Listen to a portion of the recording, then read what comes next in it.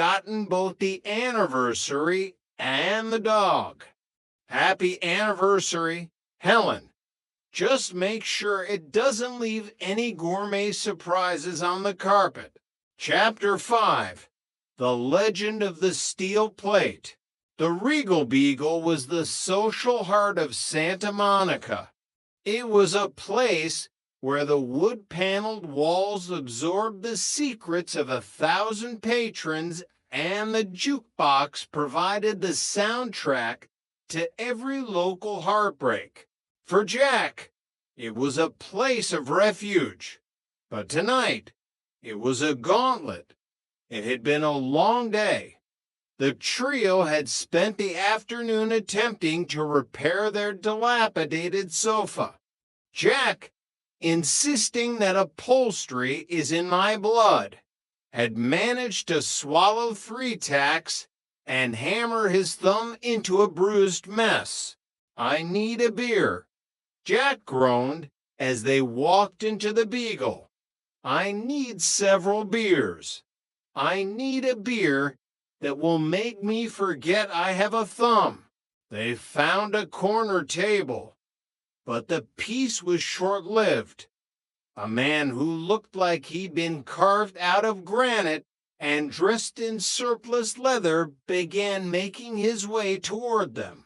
He was a classic bully, a man who viewed the world as his personal buffet and the women in it as side dishes.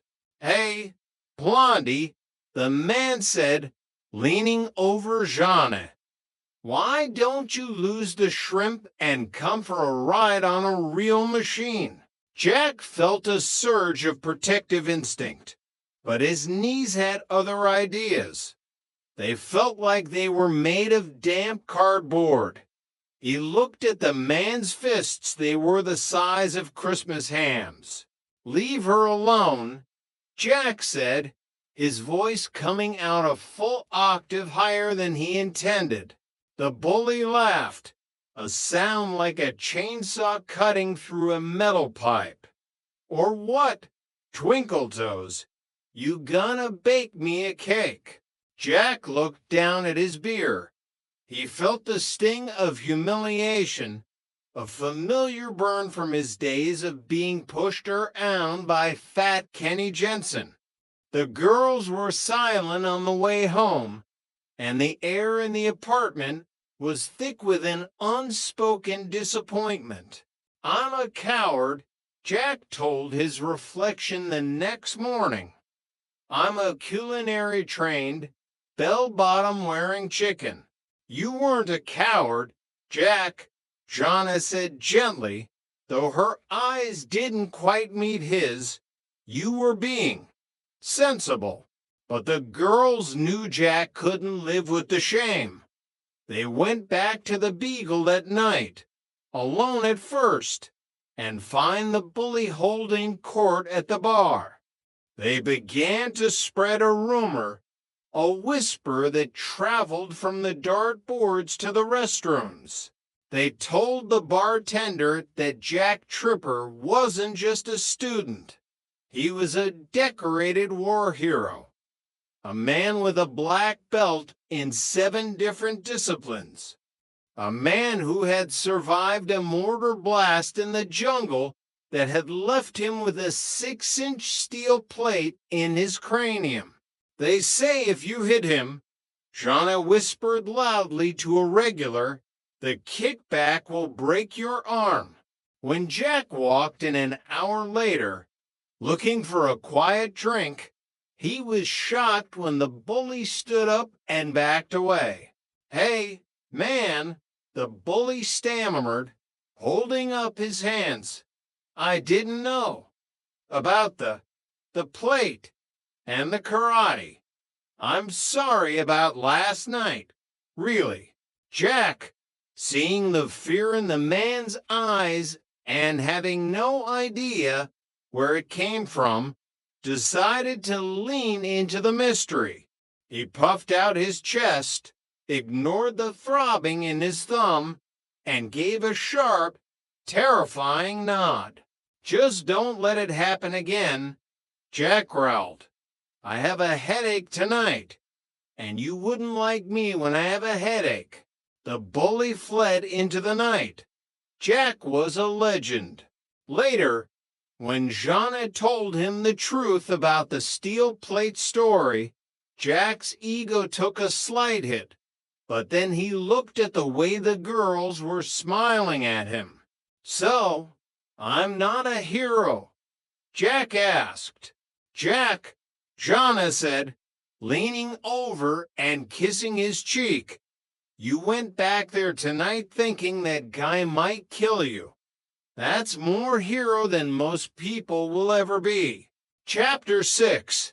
The Rent Money Mystery. The most terrifying crisis to ever strike apartment 201 involved the lifeblood of their existence, $300 in cold, hard cash.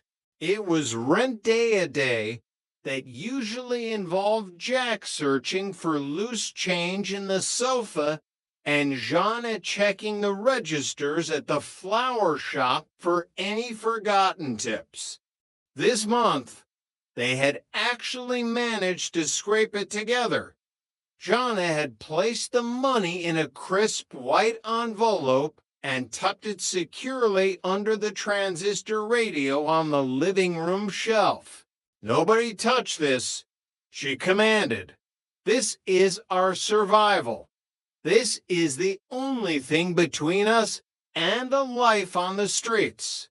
But Chrissy, in a fit of helpfulness that usually spelled disaster, decided the radio was sounding fuzzy. While the others were out, she grabbed the radio and took it down to the repair shop, completely oblivious to the fact that the envelope was stuck to the bottom with a stray piece of tape. When Jack and Jean arrived home, the shelf was bare. The money. Jeanette's scream was high enough to shatter glass. It's gone. We've been burgled. We've been ransacked. They called the police. But the detective who arrived looked like he'd seen every scam in the book. He surveyed the apartment, the locked windows, the undisturbed dust, the television that was still sitting prominently in the corner. Let me get this straight, the detective said, snapping his notebook shut. A burglar broke in, ignored the TV, ignored the jewelry, and only took a white envelope labeled rent. They were specialists. Jack cried. Professional rent thieves.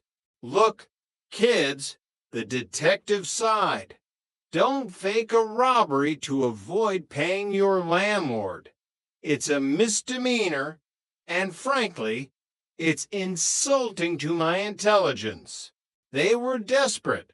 Jack tried to apply for an emergency student loan, but he was rejected within minutes. Mr. Tripper, the loan officer said, looking over his spectacles, you don't qualify as a hardship case. Your father makes over $6,000 a year. You're practically royalty. $6,000. Jack lamented. If he were only poorer, we'd be rich. They spent the next 48 hours in a state of high alert ninja stealth. They crawled across the balcony to avoid the Roper's window. They timed their entries and exits to the sound of Stanley's afternoon nap.